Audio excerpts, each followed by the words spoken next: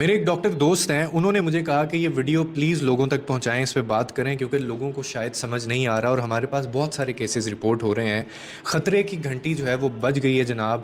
جو ہم اس وقت محسوس کر رہے ہیں وہ عام گرمی نہیں ہے، یہ دراصل ایل نینو کے خطرے کی آمد ہے جو خاموشی سے جانیں لے سکتا ہے اور ہمیں اپنے پیاروں سے جدا کر سکتا ہے۔ میں ابھی آپ کو ایکسپلین کرتا ہوں یہ کیا چیز ہے، اور یہ انڈیا اور پاکستان میں بہت کیسز رپورٹ کر رہا ہے۔ ایکسپرٹ کا یہ کہنا ہے کہ جیسے جیسے مئی قریب آئے گا یہ صورتحال مزید سنگین ہوتی چلی جائے گی۔ ایل نینو بیسیکلی ہے کیا؟ اگر آپ بالکل ہی سادہ الفاظ میں اس کو سمجھیں تو بحر الکاہل کی جو پیسیفک اوشن کا جو پانی ہوتا ہے نا، وہ غیر معمولی طور پر گرم ہو جاتا ہے، اور اس سے کیا ہوتا ہے کہ اس سے دنیا بھر میں جو ہوا کا نظام ہے اس کے اندر ایک تبدیلی، اس کے اندر ایک جو چینج ہے وہ آنا شروع ہو جاتا ہے۔ جنوب مغربی مونسون جو ہمیں مئی میں بارش دیتا ہے اس بار تاخیر کا شکار ہو سکتا ہے، پھر وہ کمزور پڑ سکتا ہے۔ اب یہ چیز اتنی خطرناک ہے، اس کا مطلب کیا ہے؟ اس کا مطلب یہ ہے کہ جب بارش ہونی چاہیے اس وقت شدید گرمی پڑے گی، بارش نہیں ہوگی، اور یہ جو صورتحال ہے نا یہ بہت ہی زیادہ خطرناک ہو جاتی ہے، اتنی خطرناک ہو جاتی ہے یہاں تک کہ صحت مند افراد بھی ہیٹ سٹروک کی وجہ سے جان سے جا سکتے ہیں۔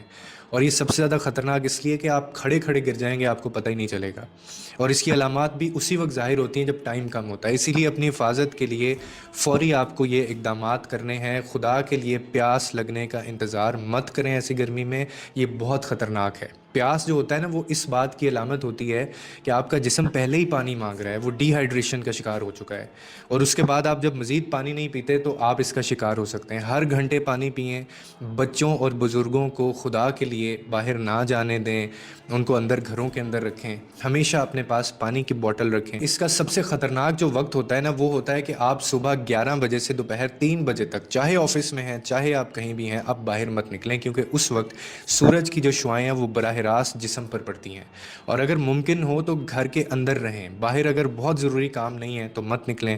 اور یہ بھی میک شور کریں کہ اسکولوں کے کھیلوں یا سرگرمیوں کے بارے میں سوچ سمجھ کر فیصلہ کریں۔ بچے اس کا بہت شکار ہوتے ہیں کیونکہ آپ کے بچے کو جو ہے نا اس کی صحت زیادہ ضروری ہے، کسی بھی تمغے سے زیادہ قیمتی ہے۔ ہیٹ سٹروک کی علامات جو ہیں وہ آپ سب کو پتہ ہے۔ کیا ہوتا ہے کہ شدید آپ کو سر درد ہوتا ہے، بے ہوشی سے محسوس ہوتی ہے آنا، یا پھر خشک جلد ہونا یا پسینہ نہ آنا۔